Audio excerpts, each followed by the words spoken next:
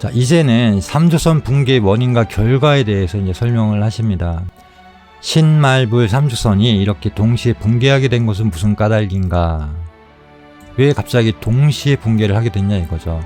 첫 번째, 말불 양안이 신안의 반기를 들고 각기 신안이라 자칭하여 3대왕이 병립하여 세 당군이 이제 병립을 했다는 겁니다. 지력으로 지위를 획득하였다. 그전에는 신권이나 어떤 신의 권능으로 다스렸다면 이때부터는 지혜와 권력으로, 힘으로 지위를 획득했다는 겁니다. 그러니까 반역 사건을 통해서 또는 어떤 병권을 이용해서 이 당군의 자리를 자꾸 찬탈을 하게 되기 때문에 이때부터 이 무너지는, 붕괴되는 시점이 되는 겁니다. 이렇게 되자 일반인들은 계급은 자연적이고 고정적인 것이 아니라 힘만 있으면 파괴할 수도 있고 건설할 수도 있다는 것을 깨닫고 삼신설에 대하여도 회의를 품기에 이르렀는데 이것이 그 원인이다. 그래서 삼신오제 사상을 바탕으로 해서 당군 왕검께서 고조선을 건국했는데 이 삼신설이 무너지기 시작하면서부터 열국시대로 들어서게 됐다라는 겁니다.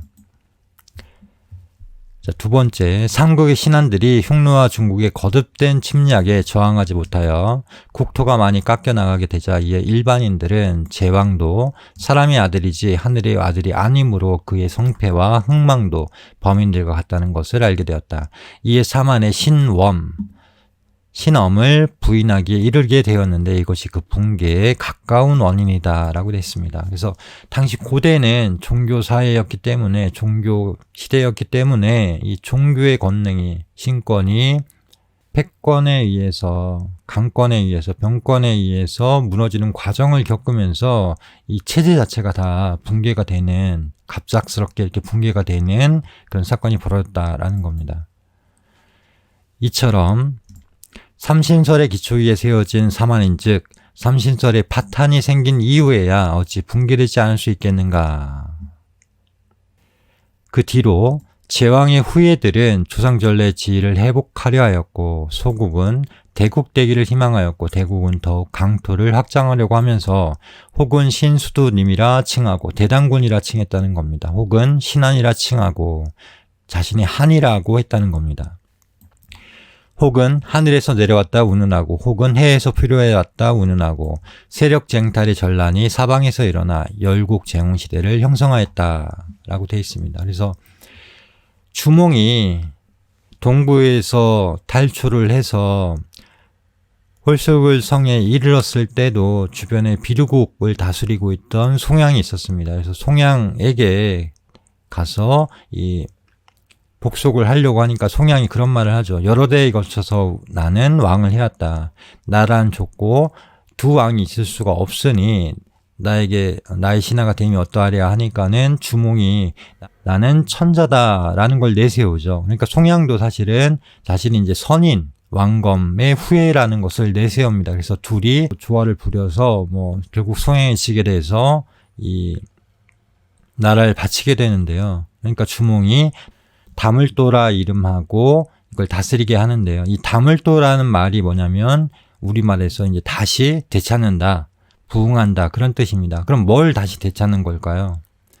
고조선을 다시 수복하고 고조선의 체제를 다시 회복하겠다는, 통일하겠다는 그런 뜻입니다. 그러니까 고구려의 국시를 다물이라고 한다고 하는데 광개토대왕비에 보면은 고주몽이 남긴 유지가 뭐냐면 이도요체입니다. 도로서 세상을 다스려라 라고 하는 게 나오는데요. 이 이도요체가 저는 국시가 아닌가라고 생각을 합니다. 물론 고조선을 수복하고 또 이 조선의 유민들을 다시 통일하는 과정이었지만 핵심되는 가르침은 그 도를 다시 되찾는다라는 거라고 생각을 합니다. 그래서 당군세기 서문에 보면 행점 이해한 선생이 이런 얘기를 했습니다.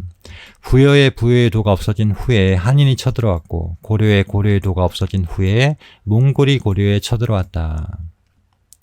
그래서 우리 고조선의 도가 없어진 후에 고조선이 붕괴되고 부여도 마찬가지, 고려도 마찬가지, 역사라는 것은 그 정신을 잃어버릴 때 나라를 빼앗기게 되는 그런 과정을 거친다라는 겁니다. 그래서 그 부여의 도가 무엇이고 고려의 도가 무엇이고 고조선의 도가 무엇인지를 아는 것이 중요한데요. 그래서 천하만사가 선제지하야 아니라 라고 했습니다.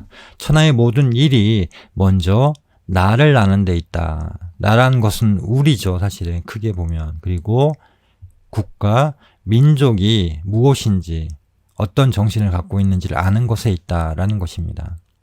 그래서 대한민국 임시정부는 그 임시헌장 제7조에 보면 1919년에 발표를 했는데요. 이런 내용이 나옵니다. 제7조 대한민국 신의 의사에 의해 건국한 정신을 세계에 발휘하고 라고 되어 있는데요. 이 신의 의사가 뭘까요?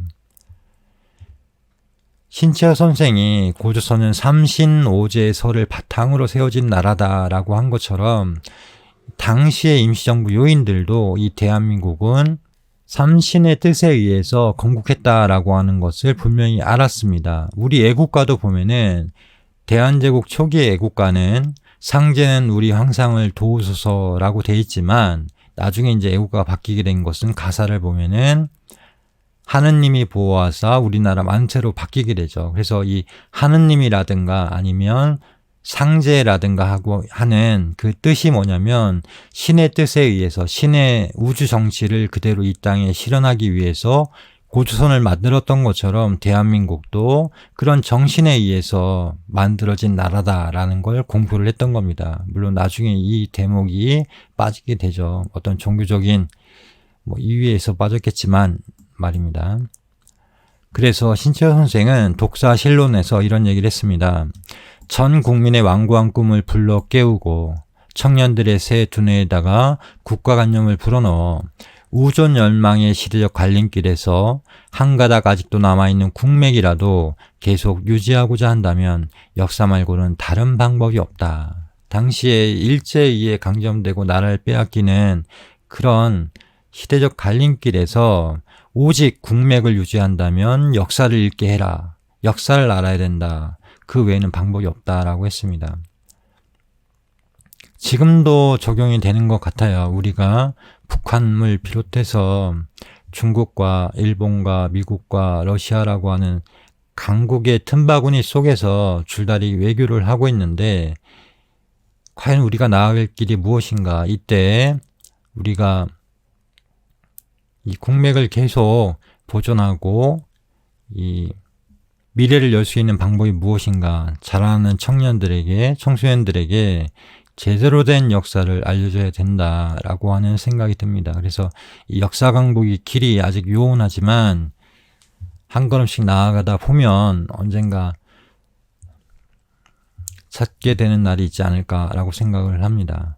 그리고 끝으로 제가 조선상고사를 지금 3편까지 했는데요. 앞으로 더 할 수 있을지 모르겠지만 최선을 다하겠지만 조선상고사를 이렇게 영상을 찍게 된 이유 중에 하나는 10여 년 전에 제가 혼자 조선상고사를 읽다가 그때는 이제 한자 원문을 읽다 보니까 너무 어려워서 이해가 안 되는데 그냥 책을 보다가 잠이 들었어요. 그런데 꿈에 누군가 나타나서 조선상고사의 원문을 한 글자 한 글자 손으로 짚어주면서 설명을 해줬기 때문에 그게 이해가 됐었거든요. 모르는 한자가 나오면은 이게 뜻이 뭡니까? 어떻게 읽습니까? 라고 이렇게 물어보면서 조선상고사를 전체를 밤새도록 읽었던 적이 있습니다. 그래서 새벽에 누굴까라고 해서 이렇게 바라보니까 흰 두루마기 밖에는 보이지 않더라고요. 그런데 나중에 생각을 해보면 그분이 바로 단재 신채호 선생이 아니었을까라는 생각을 하게 됐습니다. 그래서 그 이후에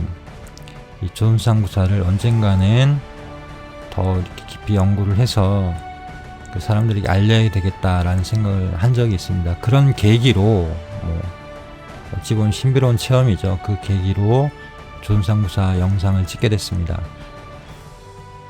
아무튼 끝까지 들어주셔서 감사합니다.